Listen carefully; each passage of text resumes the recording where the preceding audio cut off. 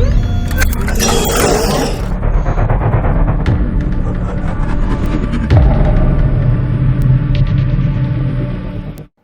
everybody, thank you for tuning in to the Raggedy Gamer. I'm your boy Santos, and what I bring for you today is a pretty basic overclocking guide for your Ryzen chips. It's been a few days since I made a video here, so I'm sorry about that. I've been a little sick. You can kind of hear it in my voice. I'm a little hoarse, but still got to make videos. No videos means no money. No money means no wow time, or things like that. So yeah, got to make more videos. So, again, like I said, this is going to be a very basic guide to overclocking if you want to get a little bit more performance out of your Ryzen chips. This is definitely not to get the most performance out of it. This is not an advanced guide. If you're here watching this video, I'm going to assume you don't really know what to do to get a little bit more from your chips here. So what's going to happen is I'm going to give you 3 different ways to do it. One of them is going to be manually overclocking it in the BIOS or the UEFI. The second is going to be using the Easy Tuning Wizard in the BIOS that's provided by Asus. And the other is going to be using the Ryzen, what's called, I think it's like Ryzen Master or something like that. It's the program that's available from AMD. Kind of like Overdrive, what used to be for FX, but this is for Ryzen, obviously. So that's going to be the 3 different settings that I'm going to be showing you guys here. And I'm going to show you 3 different benchmarks using 2 different programs. One Cinebench for each, and the other one is 3D Mark, which is the Firestrike DirectX 12 for each. And you guys can see the gains or losses thereof. So anyway, with that said, guys, I'm going to show you here, and let me show you my screen. Guys, now as you can see, I am in the UEFI. So again, this is some things might change if you're not using the Asus X370 or the Crosshair X370, sorry. But for the most part, most of this stuff is pretty basic and across all boards. So from here, you're going to go to Extreme Tweaker or whatever it is for your board. And as you can see, we're chilling at 3400 megahertz for your CPU and 2133 for your RAM. Now, one thing to keep in mind is that I'm going to be keeping it at 2133 for the entire range of these benchmarks. Alright, so first things first, you go to Manual on AI Overclock Tuner. For BCLK frequency, which is basic clock frequency, we're going to keep that at 100, which will render go back, sorry guys, will render no difference, as you can see, because that is its basic clock. And for your CPU ratio, we're going to choose what we want. We're going to, so for instance, if I wanted to do 37, I would simply do 37.00, enter, and it is now 3700 megahertz. I have gotten this up to 3850 with no problems. For this specific one, I'm going to do 39, or actually I'm going to do 39 afterwards, but 3850 has been what I've gotten with no issues, so let's do that. Alright, so that is about it. As you can see up here, we are at 3850 megahertz and 100 base clock. Let's start off with, and we're at 3850 here. So all you do now, and by the way, with 3850, you actually don't have to bump up your clock, or bump up your voltage. I've checked, I've done it, I've run tests with it, and it's working just fine. If you go past that, I would suggest changing your voltage here, maybe well, actually, since I'm at 1.46, that's actually not bad, but some of you might be at 1.3, mid 1.3s, low 1.2s. I would suggest going to at least 1.4 if you're going to go this high, but since I'm chilling there, it actually hasn't given me any issues. So all you do is you go to exit, at the top choices, and then you just go to save changes and hit OK, and we should see it restart here. Alright, like as you can see, we are back in Windows here, and still same decent temps, 38 degrees Celsius, load is only 10%, as I'm recording this right now, my screen. And yeah, so you guys can see the activity here. We're staying up. So what we're going to do is we're going to run Cinebench, and I'll be back once that is over. Alright guys, so this is going to be the easy form of overclocking just in your BIOS. Just go to Easy Tuning Wizard. It calculates all your stock clocks, obviously everything that you have. And if that's correct, assuming it does get it all right, you tell it what you're normally going to use it for. So I use it for gaming and media editing. And here you go, and you tell it what kind of cooling system you have. I at the moment have an air cooler. So that's what I'm going to choose. If you had water cooling, you'd choose that. And if I'm not sure, actually I don't know what that does. Let's find out.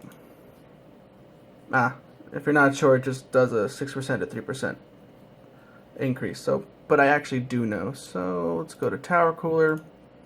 9% to 3% on your DRAM. And it just tells you it becomes unstable. Just get back into the BIOS, really. Alright, so yes, that's okay. And that is literally all you do.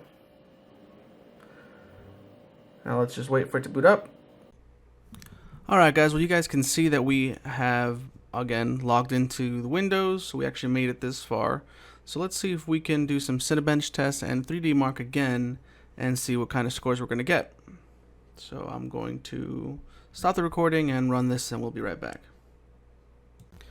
Alright guys, and we are back to stock here, stock clocks, and we're going to open up the Ryzen Master software that AMD has given us.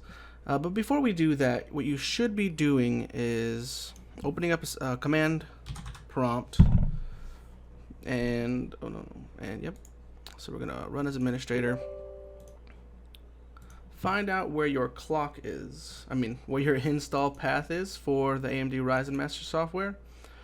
Mine is in my D drive. And see this hpet.bat is this batch file. You want to run as administrator. I already did mine, so I'm not going to actually do that.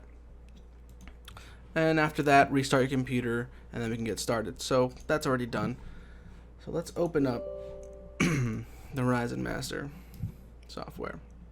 Like I said, this is, in my considered opinion, the second easiest way of overclocking your CPU. So this is what we get. Nice clean window, I think. So I am sitting at 3.5 gigahertz, which, let me check my task manager, does turn out to be true here. As you can see, 3.5 is what I'm sitting at. My speed's at 2133 megahertz, as have all the other clocks been. So I'm staying consistent with 2133 megahertz for my memory. CPU, oh no, interesting. Sorry guys, my CPU is at 3.37. Oh, the peak speed is going to be 3.5. Not a problem.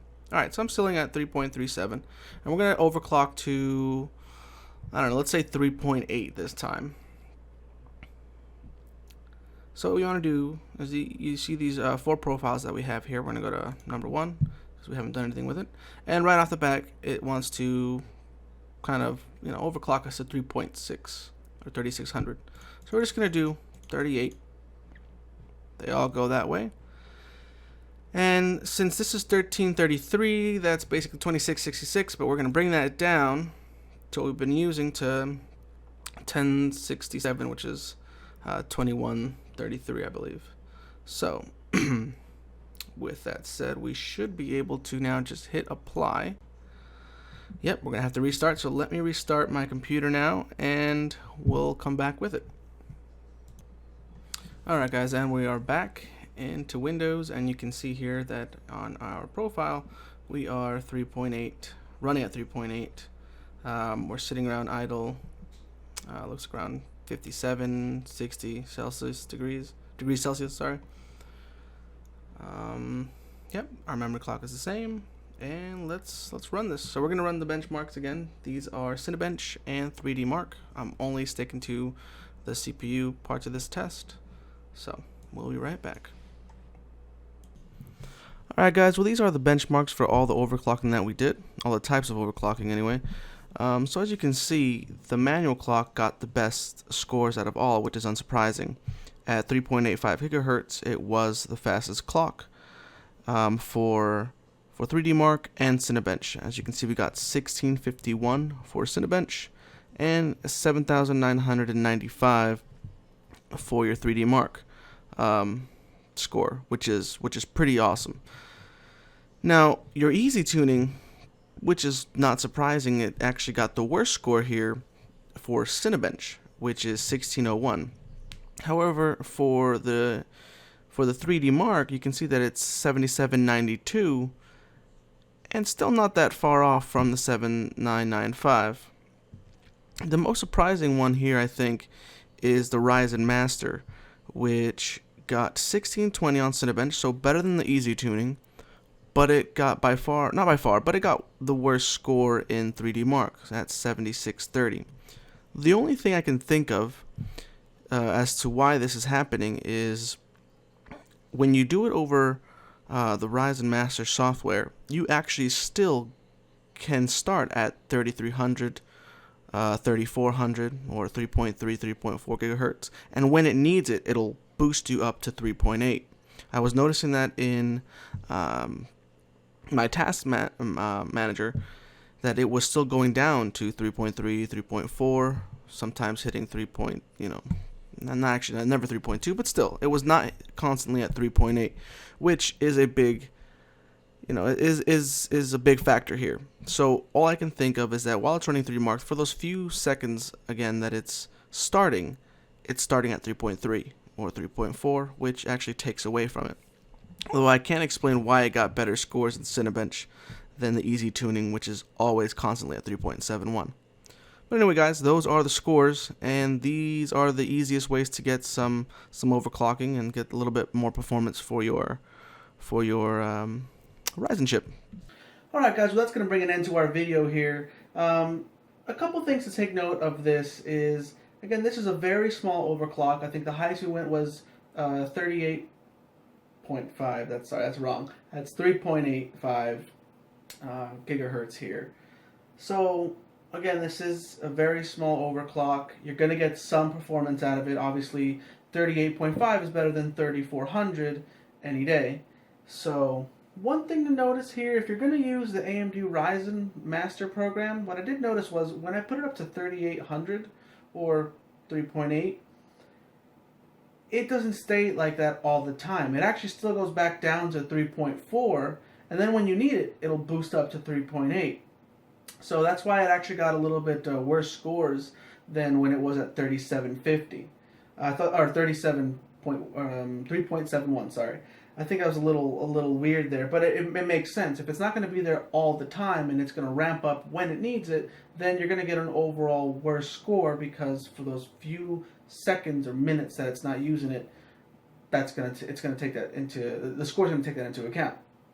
So again, if you're more comfortable with using just the easy tuning setup that the BIOS offers, click that button, tell it what you're going to use it for, and then hit OK, hit next, and then save it, and it'll give you pretty good clock.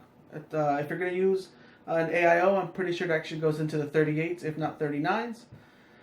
But again, if you're just going to use a regular fan cooler, then it's going to stay in the 37s, but which again does give you some increase. And if you want to see the difference between that and stock clocks performance, you can see that video here.